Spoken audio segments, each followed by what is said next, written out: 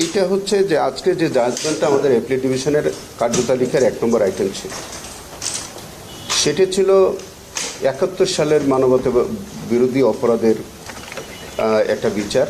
2010 সালে আমাদের যে ট্রাইব্যুনালটা গঠন করা হয়েছিল তৎকালীন সরকার, সেই ট্রাইব্যুনালে এটার বিচার হয়েছিল এবং সেটি আইসিটি বিডি নাম্বার 3 2014 মামলার নাম্বার ছিল। এই কেসটার মধ্যে 3 জন আসামি ছিল, শেখ সিরাজুল হক মাস্টার, খান আকরাম হোসেন, আব্দুল লতিফ তালুকদার। তো আব্দুল লতিফ তালুকদার ওই বিচারের সময় তিনি মারা গেলেন, তার প্রসিডিংটা অ্যাভয়েড হয়ে গেল। আর সিরাজুল হক মাস্টার তিনিও একজন রাজাকার ছিলেন, তো তিনি সাজা ওই জাজমেন্ট হওয়ার পরে তিনিও সম্ভবত মারা গেছেন। আর খান আকরাম হোসেন তার আমাদের ইন্টারন্যাশনাল ক্রাইমস ট্রাইব্যুনাল অ্যাক্টের 3(2) small a, small g and small h এই 3টে সেকশনে চার্জ গঠন করা হয়েছিল। সেভারাল চার্জ ছিল, একটা আমাদের চার্জ নাম্বার 7 যেটা ছিল, that is under section 3(2) small a, g and h read with section 4(1) of the International Crimes Tribunal Act 1973 এই অভিযোগগুলো তার বিরুদ্ধে প্রমাণ হয়েছিল। তখন তৎকালীন ট্রাইব্যুনাল তাকে কনভিক্ট করে এবং টিল হিজ ন্যাচারাল ডেথ, যতদিন তিনি বেঁচে থাকবেন জেলখানায় ততদিন পর্যন্ত তিনি জেলে থাকবেন, এরকম একটি সাজা হয়েছিল। তারপরে সেটি তারা আপিল ফাইল করেছিলেন। আপিলটা আমি দায়িত্বভার গ্রহণ করার আগেই সেই আপিলটা শুনানি হয়েছিল। আমি শেষাংশে গতকালকে আইসিটির পক্ষে আমি আর্গুমেন্ট করেছি। আমাদের আর্গুমেন্টের জায়গাটা ছিল এই কেসটায়, আর্গুমেন্টের জায়গাটা ছিল সেটা, আমাদের প্রসিকিউশন কেসটা ছিল যে জনৈক ফ্রিডম ফাইটার ফজলুর রহমান তিনি বাগেরহাটের তেলিগাতি নামক একটি জায়গায় তিনি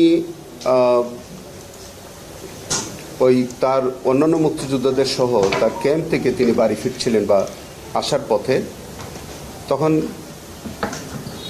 এই রাজাকার যারা শেখ সিরাজুল হক মাস্টার, আকরাম হোসেন, লতিফ তালুকদার সহ অন্যরা, তারা তাকে ক্যাপচার করে নেয় রাস্তায়, তাকে একটা বাজারের মধ্যে নিয়ে যায়। সেখানে আকরাম হোসেন তো প্রথম গুলি করে এবং অন্যান্যরাও তাকে গানশট করে, সেটা তাকে ওখানে হত্যা করা হয়। পরে তার ডেড বডিটা একটা খালের মধ্যে ফেলে দেওয়া হয়।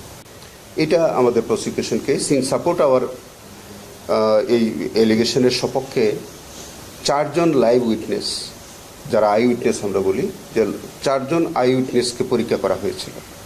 4 জন সাক্ষী ক্যাটাগরিক্যালি তাদের এই অভিযোগটাকে সমর্থন করেছে এবং 4 জনই বলেছে যে তাদের সামনে তারা দেখেছে যে তাকে গুলি করে হত্যা করতে দেখেছে এবং তারা পরবর্তীতে ভয়ে ওখান থেকে চলে গেছে, এরকম সাক্ষী ছিল। এবং বিচারকালে এই 4 জন সাক্ষী ডকে এই খান আকরাম হোসেনকে আইডেন্টিফাই করতে পেরেছে। ডিফেন্সের একটা প্লি তারা নিয়েছে যে এই খান আকরাম প্রকৃত রাজাকার যে আকরাম তিনি সেই ব্যক্তি না, এরকম একটা প্লি তারা নিয়েছিল। কিন্তু কালকে তাদের কনসাস স্টেটমেন্ট থেকে আমি দেখিয়েছি এটা, যে তারা কনসাস স্টেটমেন্টের প্যারাগ্রাফ 7-এ তারা নিজেরাই স্বীকার করেছে যে আসলে 2 জন আকরাম ছিল, সেপারেট, দে আর সেপারেট আকরাম। সো এখানে আইডেন্টিফিকেশনের কোনো প্রশ্ন নাই। আমরা পরিষ্কার করে বলেছি যে আমরা এখানে যে খান আকরাম হোসেনের, he was actually accused in this case, আর তারা যে আকরামের কথা বলতে চায় সেই আকরাম থাকতে পারে, একই নামে 2 জন আকরাম থাকতে পারে, কোনো আইনগত তো সমস্যার কিছু নাই। তো যেহেতু ডকে এই খান আকরামকেই শনাক্ত করেছে প্রত্যেকটা ফ্রিডম ফাইটারের সাক্ষী, তারা প্রত্যক্ষদর্শী ছিল, তারা আইডেন্টিফাই করেছে এবং কেসটা আমরা মনে করি যে এটা যথাযথভাবেই রাষ্ট্রপক্ষ মানে চিফ প্রসিকিউটরের পক্ষ থেকে এটি প্রমাণ করতে সক্ষম হয়েছে। গতকালকে তা যেটা একটা আইনগত আলোচনায় যেটা আমাদের আজহারুল্লাহ সাহেবের কেসে যে পয়েন্টটা তারা সেটেল করেছে আমাদের অ্যাপিলেট ডিভিশন ইতোমধ্যে, যে যে ওয়াইড স্প্রেড অথবা সিস্টেমেটিক ক্রাইম, এই অফেন্সটা ওয়াইড স্প্রেড বা সিস্টেমেটিক ক্রাইমের মধ্যে আসবে কিনা। যদিও আপনারা জেনে থাকবেন যে এটা ইতিমধ্যে আমাদের 24 সালে কিন্তু এই অংশটা আইনের এই ব্যাখ্যাটাই আমাদের পূরণ করার জন্য আমাদের একটা আইন সংশোধন হয়েছে। এখন ওয়াইড স্প্রেড বা সিস্টেমেটিক ক্রাইমের এই অংশটা আমাদের আগের যে সেকশনটা ছিল 3(2) এর মধ্যেই এটা কিন্তু অ্যামেন্ডমেন্ট হয়ে গেছে। তখন ওটা ছিল না, কিন্তু সেটা আব্দুল কাদের মোল্লার জাজমেন্টে আমাদের তৎকালীন চিফ জাস্টিস হু ওয়াজ অথর জাজ, তার জাজমেন্টে তিনি বলেছিলেন যে ওইটা ওয়াইড স্প্রেড বা সিস্টেমেটিক ক্রাইমের ওইটা প্রয়োজন হবে না, যে অফেন্সটা আছে সেটা ওইটার আওতায় আসবে। কারণটা আমি ব্যাখ্যা করে বলি আপনাদেরকে। বিষয়টা হচ্ছে 71 সালে রাজাকার বাহিনী যেটা গঠন করা হয়েছিল, আমি মনে করি যে আমি ভবিষ্যতে যদি এরকম কেস হয় আমি এই ব্যাখ্যাটা আমি আদালতের সামনে আমি তুলে ধরতে চেষ্টা করব। আমি গতকালকেও আমি বলেছি সেটা, যে এই যে ওয়াইড স্প্রেড বা সিস্টেমেটিক ক্রাইমের যে প্রসঙ্গটা আনা হয়, 71 সালের মানবতা বিরোধী অপরাধের সবটাই সিস্টেমেটিক এবং ওয়াইড স্প্রেড অ্যাটাক বা ক্রাইম ছিল। কেন ছিল? তখন 71 সালে রাজাকার বাহিনী একটা গঠন করা হয়। সেই রাজাকার বাহিনীর একটা অ্যাসাইনমেন্ট ছিল to act all over the country. এটা কিন্তু কোনো ইন্ডিভিজুয়াল অ্যাক্ট ছিল না, ব্যক্তি বিশেষ কোনো অফেন্স না। এটা রাজাকার বাহিনী তখন তারা গঠন করে, তাদের প্রত্যেকটা বাহিনীর সদস্য সারা বাংলাদেশের প্রত্যেকটি আনাচে কানাচে তারা কিন্তু এই হত্যাকাণ্ডের মতো বা অন্যান্য মানবতা বিরোধী অপরাধের মতো ঘটনাগুলো তারা ঘটিয়েছে। সো এখন পার্টিকুলার কোনো এক জায়গায় কোনো রাজাকার বাহিনীর কোনো মেম্বার তারা যদি কোনো কাজ করে, তাহলে এটা কিন্তু ওই ওয়াইড স্প্রেড বা ওই সিস্টেমেটিক ক্রাইমসেরই একটা অংশ বলে গণ্য হবে। এনিওয়ে, এই প্রসঙ্গটাই গতকালকে তারা প্রসঙ্গটা উঠেছে, যেহেতু ইতোমধ্যে জনাব আজহারুল্লাহ সাহেবের কেসে একটা জাজমেন্ট হয়েছে আমাদের অ্যাপিলেট ডিভিশনের, এবং এই জাজমেন্টটা যেহেতু এখন পর্যন্ত বহাল আছে, এটা ওভারঅল না হওয়া পর্যন্ত we are bound by that judgement.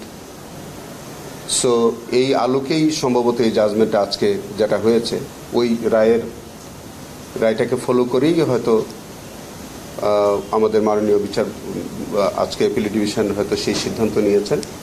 আসামিকে মামলা থেকে খালাস দিয়েছেন, তাদের আপিলটা অ্যালাউ করেছে।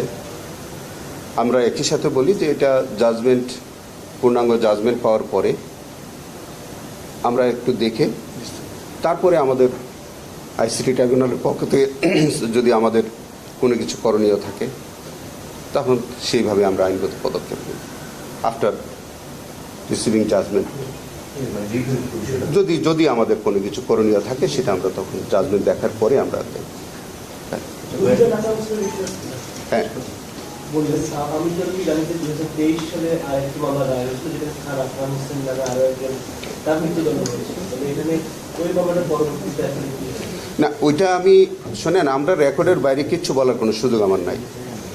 যে মামলাটা গতকালকে ছিল, এই মামলার মধ্যে আরেক আকরামের বিচার টিচার সম্পর্কে কিন্তু কোনো কিছু রেকর্ডে নেই। সো আমরা এভিডেন্স বা রেকর্ডসের বাইরে অন্য কোনো বিষয়ে আমরা ব্যক্তিগত নলেজ থেকে আমার কিচ্ছু বলার কোনো সুযোগ নাই। আপনি যেটা বলছেন আমি জানি না, যদি হয়েও থাকে সেটা অন্য আকরামের হয়ে থাকতে পারে, কিন্তু ওই আকরামের সাথে এই আকরাম হোসেনকে জড়িয়ে ফেলার কোনো সুযোগ নেই। এরা সেপারেট আকরাম, এটা তারাও কিন্তু স্বীকার করেছে, এটা কিন্তু ডিফেন্সও স্বীকার করেছে।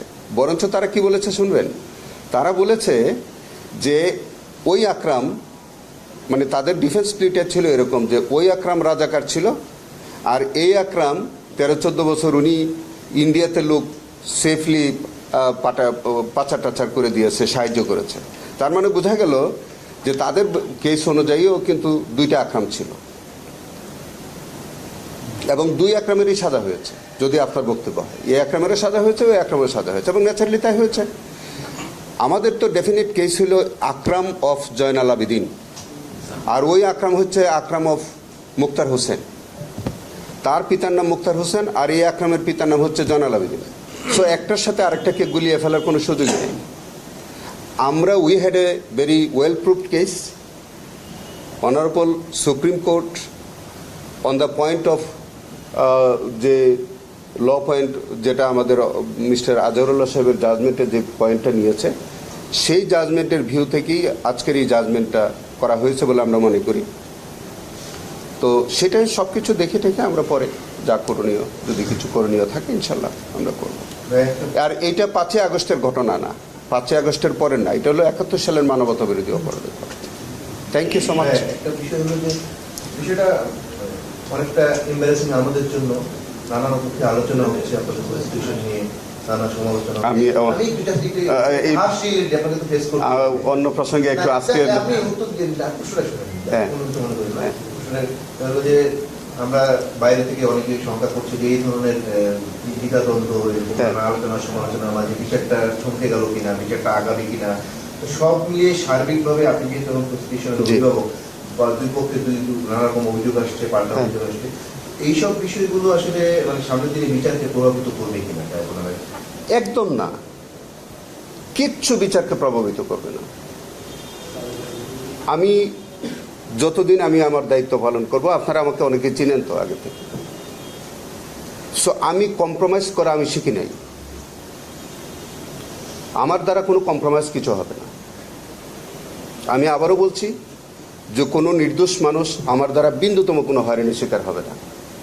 আর কোনো অপরাধে যদি হয়, ভুলভ্রান্তি ছাড়া, আমার নিজেরও তো ভুলভ্রান্তি হতে পারে, বাট কোনো অপরাধী পার পেয়ে যাবে এই চিন্তা করে লাভ নেই। একদম স্ট্রেট মেসেজ, কোনো নিরপরাধ ব্যক্তি হয়রানির শিকার হবেন না, কোনো অপরাধী ছাড় পাবে না। সো আমাদের এখানে বিচার থমকে যাওয়ার কোনো ব্যাপার নেই। আমাদের আভ্যন্তরীণ একটা ফ্যামিলিতেও তো অনেক কিছু হয়, তাই বলে কি ফ্যামিলিটা চলে না? আপনি ধরে নেন এটা আমরা আইসিটি ট্রাইব্যুনাল আমরা যারা কাজ করি, আমরা একটা পরিবারের সদস্য। আমাদের আভ্যন্তরীণ অনেক কিছু হলে হতে পারে, কিন্তু এইটা আমাদের বিচারের সাথে কোনো সম্পর্ক নেই। আপনারা দোয়া করবেন, আপনাদের সহযোগিতা চাই। Thank you so much.